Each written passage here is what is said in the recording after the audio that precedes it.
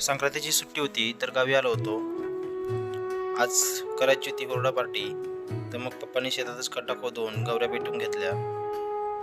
त्यानंतर मग आम्ही हुरड्यासाठी कणसं घ्यायला शेतात गेलो आणि अशी छान अशी कणसं घेऊन भाजण्यासाठी घेऊन आलो. त्यानंतर वहिनी आणि ओवी पण आल्या होत्या.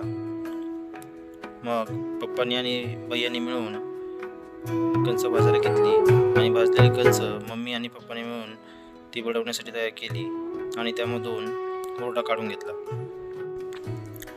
त्यानंतर ओवी पण हुरडा काढण्यासाठी आली होती आणि तिनेही हुरड्यावरती ताव मारला आणि मम्मीने छान अशी शेंगदाण्याची चटणी, त्यानंतर गुडीशेव, फरसाण अशा प्रकारे सर्व काही घेऊन आली होती. हुरड्याच्या या क्षणाने गावच्या साध्या आयुष्याची गोडी पुन्हा अनुभवली.